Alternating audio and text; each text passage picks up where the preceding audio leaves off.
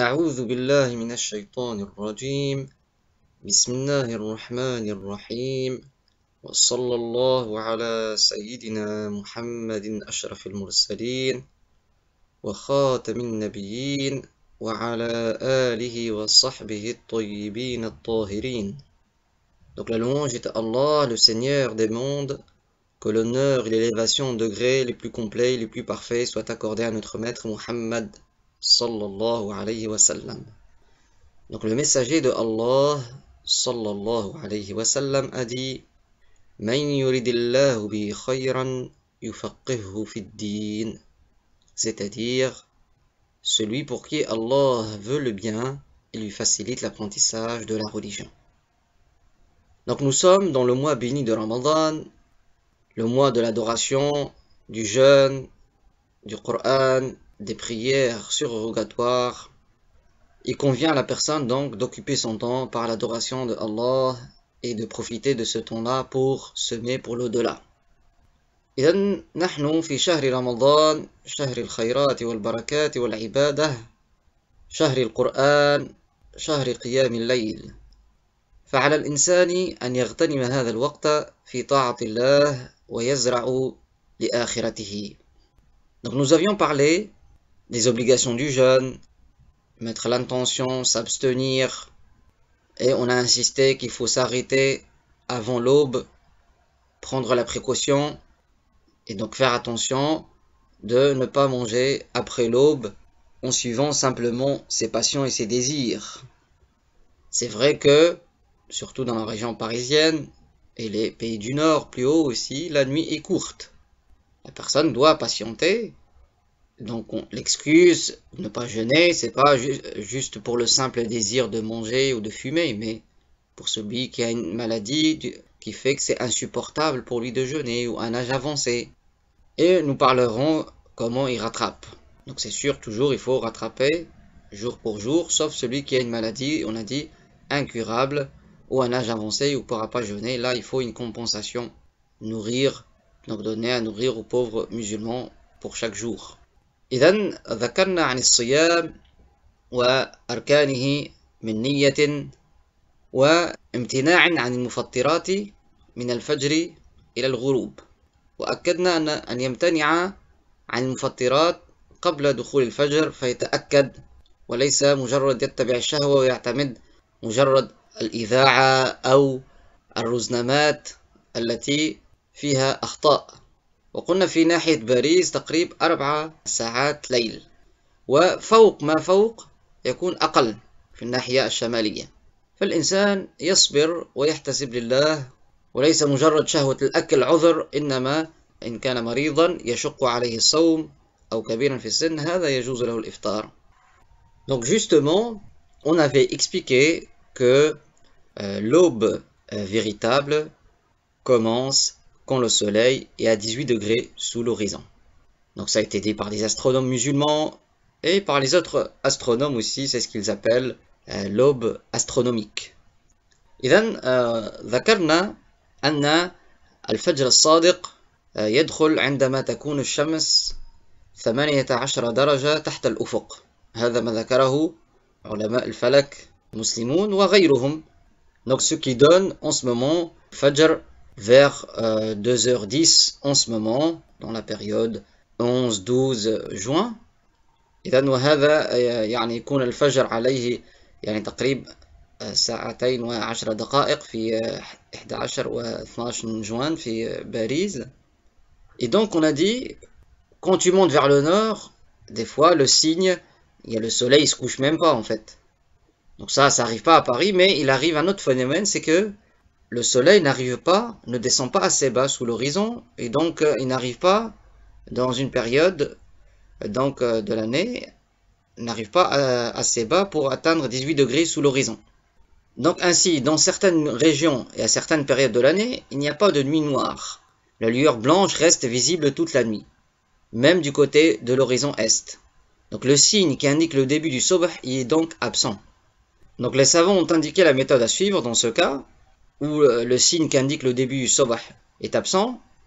Donc c'est des cas donc, qui arrivent seulement au nord de la latitude 48 degrés et 33 minutes et aux alentours du 21 juin. En effet, au nord de l'équateur, le soleil n'atteint pas 18 degrés sous l'horizon dans les régions dont la latitude est supérieure à 48 degrés et 33 minutes, au nord d'une ligne joignant Strasbourg à Saint-Brieuc en passant par Melun. Ceci pendant une période de l'année d'autant plus longue que l'endroit est situé plus au nord. Cette période dure autant de jours avant le 21 juin qu'après. Donc par exemple à Paris, c'est de 12 au 30 juin. Donc il n'y a pas de nuit noire. Donc le signe qui indique le subh est absent. Donc comment faire? Il faut, ils ont dit les savants, voir la région la plus proche où le signe qui indique le début du subh est présent. C'est-à-dire, il y a une nuit noire, après il y a l'aube. Donc comme on est dans cette période-là, donc effectivement, si quelqu'un va observer, il va trouver tout le temps il y a l'aube, toute la nuit. Comment faire? Il faut prendre la région la plus proche, qui est située au sud de cette même région. Donc où il y a noir total, la nuit noire, et puis apparition, c'est-à-dire que le soleil atteint les 18 degrés sous l'horizon. Donc les savants de l'islam ont mentionné que pour déterminer l'horaire du subh pour une ville A, où la lueur blanche ne disparaît pas, il faut se baser sur l'observation à l'endroit B le plus proche, où a lieu une apparition de l'aube après l'obscurité de la nuit. Donc par exemple, ceci est mentionné dans le livre Al-Iqna' fi Halli al-Fadhi Abi Shuja' al-Khatib al-Sharbini. Donc en page 101, édition de 1940, 1359 de l'Hégire. إذن في بعض النواحي الشمالية التي أعلى من خط 48 درجة و33 دقيقة حول يعني تاريخ 21 جوان قبل وبعد، إذن لا يغيب الشفق الأبيض، يبقى كل الليل لأن الشمس لا تصل إلى 18 درجة تحت الأفق. إذن فالعلامة التي تدل على بداية الصبح لا توجد. فماذا يفعل الإنسان في هذه الحالة؟ قال علماء الإسلام أنه ينظر إلى الناحية الأقرب من هذه الناحية وتكون في الجنوب، إذن على نفس خط الطول حيث يغيب الشفق ويكون الليل مظلم ثم يظهر الفجر. هذه الحالة تكون في باريس مثلا من 12 جوان إلى 30 جوان لا يغيب الفجر. Donc les savants de l'islam ont dit, cet endroit B qu'on cherche se trouve plus au sud, à la même longitude de la ville A dont on veut déterminer l'horaire. La ville A où l'aube ne disparaît pas. Donc on va regarder la ville B qui se trouve plus au sud. Étant donné qu'on cherche l'endroit le plus proche de A, où la lueur blanche disparaît, il y a apparition de l'aube, donc cette ville B sera l'endroit au sud de A où le soleil atteint la hauteur de 18 degrés sous l'horizon au milieu de la nuit solaire. Par conséquent, l'horaire du subh pour la ville A en question commence aussi au minuit solaire local, même si le soleil n'atteint pas 18 degrés sous l'horizon à cet endroit-là. Ce moment correspond néanmoins au moment le plus sombre de la nuit dans cette ville A. Donc précisons que le milieu de la nuit solaire a lieu au même instant dans les deux endroits A et B car ils se trouvent à la même longitude. إذا كان في ناحية لا يغيب الشفق فينظر إلى ناحية تحتها على نفس خط الطول حيث يغيب هذا الشفق ويظهر الفجر بعده، يعني أين الشمس تصل 18 درجة تحت الأفق. فقال العلماء فيكون هذه يعني الناحية التي نقارن بها ونعتمد عليها تكون يعني الشمس في نصف الليل الشمسي، تكون الشمس وصلت 18 درجة تحت الأفق. وبما أن هذه الناحية الثانية في نفس خط الطول لكن في الجنوب أكثر مع الناحية التي الشخص يكون فيها، فقالوا يكون إذن كذلك وقت الصبح هنا في الناحية الأولى نصف الليل الشمسي، وإن كان الشمس لا تصل 18 درجة تحت الأفق يعني ويبقى البياض، فيكون هذا وقت الفجر اعتمادا على الناحية الثانية إلى نصف الليل الشمسي. وسنرى كيف يحسب نصف الليل الشمسي. Quand il disparaît pas en fait dans la région, on prend le milieu de la nuit solaire comme temps de subh. Donc la synthèse de ce qu'on vient de dire. إذا ملخص ما قلنا أنه في الناحية التي أنت فيها إذا كان الشفق الأبيض لا يغيب ويبقى يعني كل ليل ولا تظهر علامة دخول الصبح، فهنا نأخذ بنصف الليل الشمسي في هذه الناحية ويكون علامة على بداية الصبح. Donc la nuit solaire dure du coucher du soleil jusqu'au lever du soleil. On divise par deux. Le milieu de cet intervalle de temps, c'est-à-dire à minuit solaire, le soleil est au plus bas en dessous de l'horizon cette nuit-là, il se trouve en direction du nord géographique. إذا نصف الليل الشمسي هو من غروب الشمس إلى طلوع الشمس. في نصف هذا الوقت الشمس تكون أكثر ما تكون يعني تحت الأفق، أكثر ما تكون تحت الأفق في نصف الليل الشمسي، وتكون الشمس في جهة الشمال. Donc à minuit solaire, si on se déplace vers le sud d'1 degré de latitude, à la même longitude, le soleil descend d'1 degré en plus en dessous de l'horizon. Donc pour résumer, donc il y a des périodes de l'année où le soleil n'atteint pas les 18 degrés sous l'horizon, dans certaines régions, les régions du nord, comme on a indiqué, et dans Paris par exemple c'est 12 ou 30 juin, donc il n'y a pas le signe qui indique le début du sobh. Et donc dans ce cas, qu'est-ce qu'on fait? On prend comme début du sobh le milieu de la nuit solaire, dans cet endroit-là. Le milieu de la nuit solaire, c'est calculé à partir coucher jusqu'au lever du soleil divisé par 2, ça sera considéré le début du sobh. Et ce sera la période la plus sombre de la nuit, même si c'est pas totalement sombre, mais c'est la période la plus sombre parce que le soleil il sera au plus bas. Après il remonte en fait, mais il n'atteint pas les 18 degrés sous l'horizon. إذا ملخص ما قلناه أن في بعض البلاد الشمالية وفي فترة من السنة قريبة من 21 جوان الشمس لا تصل إلى 18 درجة تحت الأفق، فبالتالي إذا لا يكون الليل كامل الظلام ويبقى الشفق الأبيض كل الليل. فهنا قلنا نأخذ يعني علامة الصبح غائبة، فماذا نفعل؟ قلنا نأخذ بنصف الليل الشمسي في هذه الناحية، ويكون هذا بداية الصبح. نصف الليل الشمسي قلنا من الغروب إلى شروق الشمس، نصف هذه الفترة. Aussi précaution à prendre lors de l'observation de l'horaire du sobh. Quand le soleil atteint les 18 degrés sous l'horizon, la luminosité est très fine, avant de s'élargir et de se répandre. À ce moment-là, la pollution lumineuse a un très grand impact sur la capacité de distinguer la lumière de l'aube de celle des villes. Il est à noter que cette pollution lumineuse n'existait pas à l'époque du prophète sallallahu alayhi wa sallam et qu'il était donc très facile de distinguer l'aube à son début, c'est-à-dire le contraste entre la lumière du jour et l'obscurité de la nuit, au tout début de l'apparition de l'aube. Si l'on cherche à observer l'apparition de l'aube, il convient d'en tenir compte et de s'éloigner complètement de toute pollution lumineuse. Il convient de choisir aussi une nuit en début ou en fin de mois lunaire, pour éviter que la lumière de la lune ait ce même impact sur la visibilité. Pourquoi au milieu ou à la fin du mois lunaire? Parce que vers le milieu du mois lunaire, la lune est grande et elle a une grande luminosité qui peut gêner l'observation. Donc, il faut aussi vérifier qu'il n'y a pas de nuages ou de brume. L'humidité et la poussière ont aussi un impact. Tous ces éléments ont été pris en compte quand nous avons vérifié les heures du sobh.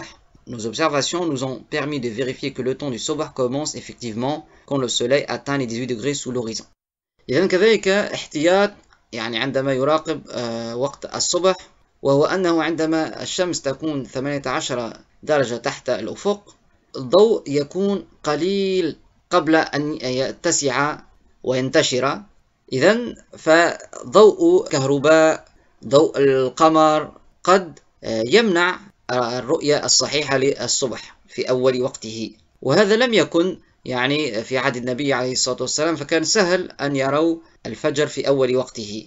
فمن أراد المراقبة فيأخذ هذا في الاعتبار وينتبه حتى لا يكون له غيوم ورطوبة وغبار، لأن هذا يمنع يعني الرؤية الصحيحة للفجر في أول وقته. فنحن أخذنا كل هذا في الاعتبار عندما شاهدنا وراقبنا وقت الصبح وتأكدنا أن الصبح يدخل عندما تكون الشمس 18 درجة تحت الأفق. Donc la personne, elle peut vérifier donc en tenant compte de ces choses-là. فالإنسان يستطيع أن يذهب ويراقب ويأخذ بالاعتبار هذه الأشياء التي ذكرنا. Donc bien sûr pour s'arrêter de manger on fait une précaution avant, c'est ce qui est marqué comme imsek, donc une précaution avant, et pour la prière on fait une précaution après. إذن فللإمساك عن المفطرات الاحتياط يكون قبل هذا الوقت، وتأدية صلاة الفجر الاحتياط يكون بعد إذن هذا الوقت يزيد، وللإمساك يحتاط قبل حتى يتأكد. Donc pour être sûr, la personne prend la précaution, et le prophète alayhi salatu wassalam a dit رب صائم ليس له من صيامه إلا الجوع والعطش. C'est-à-dire il y en a, ils pensent faire le jeûne mais ils gagnent que la faim et la soif. Donc si la personne elle a bien fait, elle a bien suivi les précautions, bien sûr, donc elle s'arrête avant l'aube et elle rend le jeûne après être assurée que le soleil s'est couché, ou elle voit ou elle demande à des gens qui ont vu. Donc le prophète alayhi salatu wassalam, il a dit, donc on a vu les obligations du jeûne, on va voir quelque chose de recommandé. Donc il est recommandé de faire certaines choses lors du jeûne, de s'empresser à rompre le jeûne une fois qu'on s'est assuré du coucher du soleil. C'est pas juste en suivant la radio. En raison du hadith La yazalu an-nasu bi khayrin ma ajjalu al-fitra, ce qui signifie les gens vont bien tant qu'ils s'empressent de rompre le jeûne, rapporté par Muslim. إذن الإنسان إذا تأكد يعني بالدليل الشرعي من غروب الشمس، ليس مجرد الإذاعة رآها أو سأل من رأى وراقب، هنا يسن له بتعجيل الفطر كما قال عليه الصلاة والسلام لا يزال الناس بخير ما عجلوا الفطرة، رواه مسلم. Il est aussi recommandé de rompre le jeûne avec des dates, si on n'en trouve pas, que l'on rompe avec de l'eau, et ceci avant d'accomplir la prière de l'Maghrib, conformément au hadith.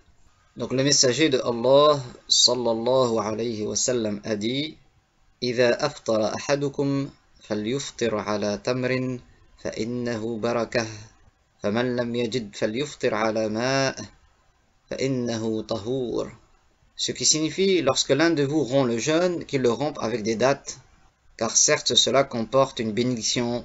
S'il n'en trouve pas, qu'il le rompe avec de l'eau, elle est certes purificatrice.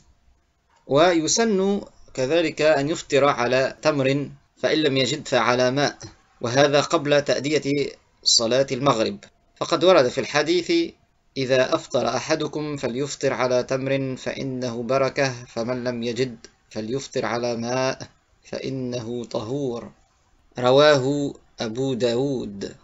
Et on dit اللهم لك صمت وعلى رزقك أفطرت، ويقول اللهم لك صمت وعلى رزقك أفطرت. Donc ce qui signifie ô Allah, par recherche de ton agrément j'ai jeûné, et c'est avec la subsistance que tu m'accordes que j'ai rompu le jeûne. Ce qui signifie ô Allah, par recherche de ton agrément j'ai jeûné, et c'est avec la subsistance que tu m'accordes que j'ai rompu le jeûne. Rapporté par Abu Daoud.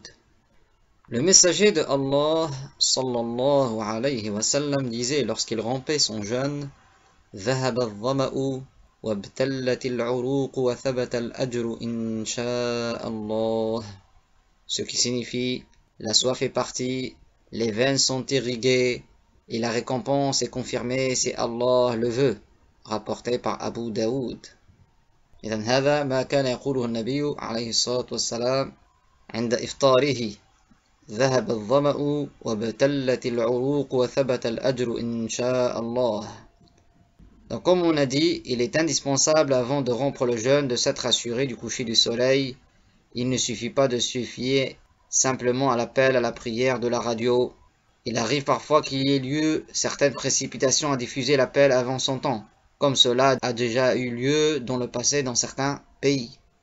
ولا بد قبل الإفطار من التأكد من غروب الشمس، ولا يكفي الاعتماد على مجرد الإذاعة، فقد حصل سابقا أن نشروا الآذان عبر الإذاعة قبل دخول وقته، هذا حصل في بعض البلاد.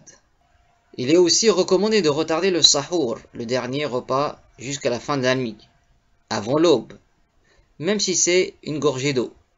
D'après Anas, qui a dit, le messager de Allah, sallallahu alayhi wa sallam, a dit Tasahharu fa inna fi sahuri barakah.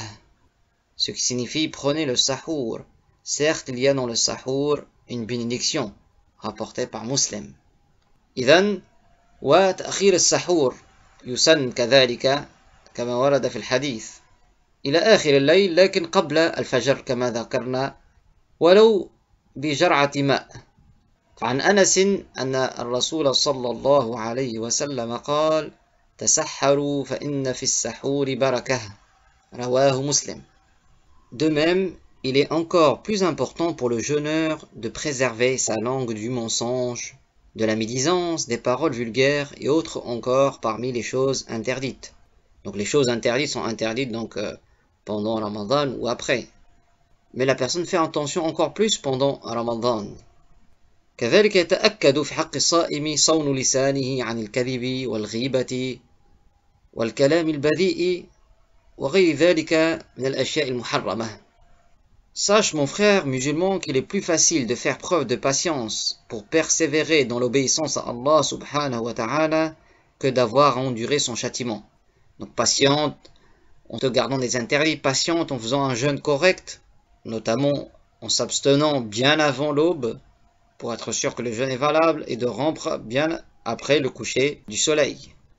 ليعلم أنه أهون عليك أن تصبر في هذه الدنيا في طاعة الله سبحانه وتعالى أهون من أن تصبر على العذاب في الآخرة فعليك باجتناب الحرام وخاصة أن تمتنع عن الأكل قبل الفجر حتى يكون صيامك صحيحا وتفطر بعد تأكد من غروب الشمس.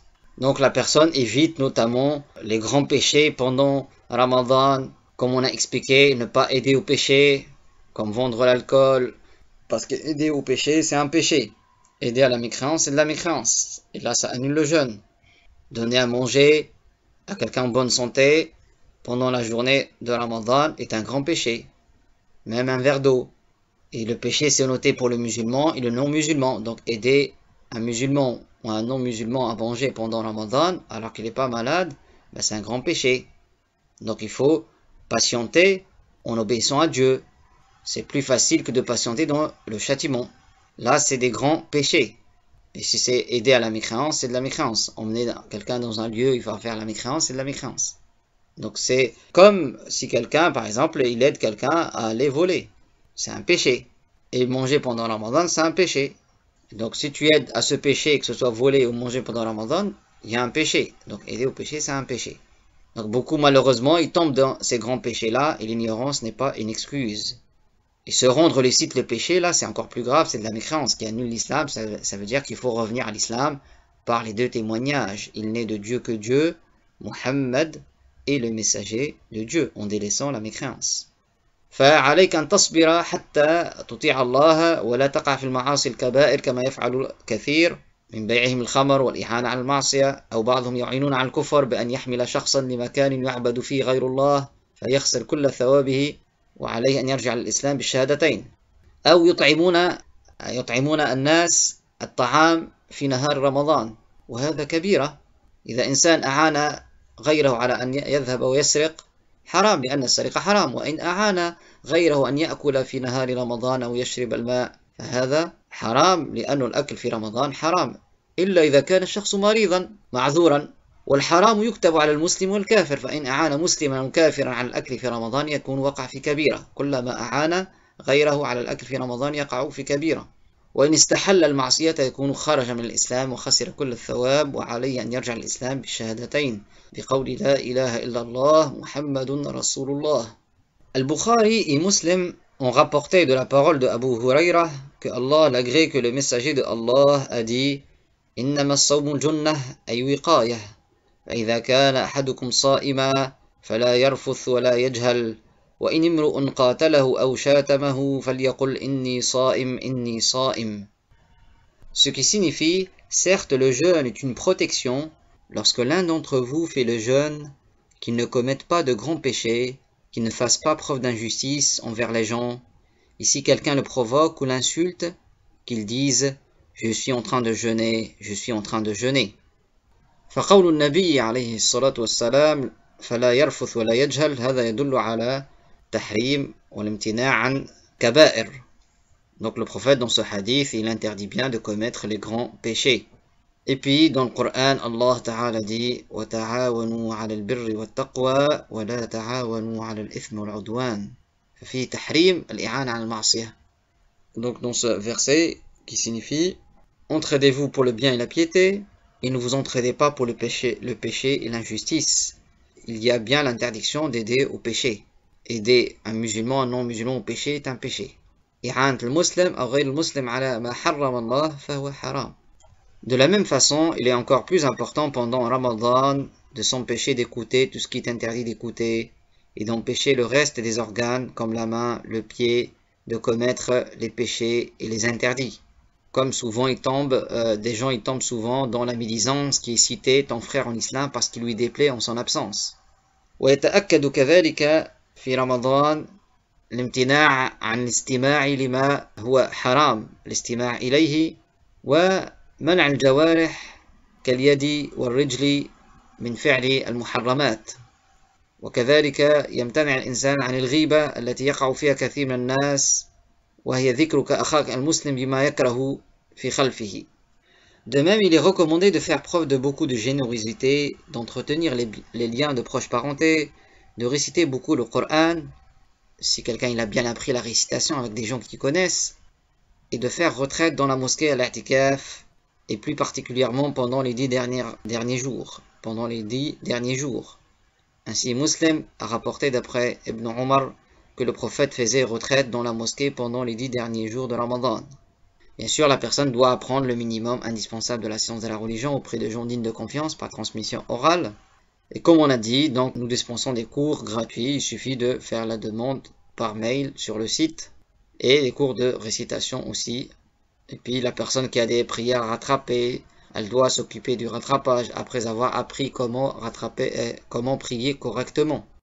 ويسن كذلك الإكثار من الصدقة وصلة الأرحام وقراءة القرآن القراءة الصحيحة بعد أن تلقاها من أهل الثقة والمعرفة وأن يعتكف في المسجد وخصوصا في العشر الأواخر كما ثبت عن مسلم عن ابن عمر أن النبي عليه الصلاة والسلام كان يعتكف في المسجد في العشر الأواخر من رمضان وعلى الإنسان أن يتعلم علم الدين الضروري من أهل الثقة والمعرفة لقول النبي صلى الله عليه وسلم طلب العلم فريضة على كل مسلم.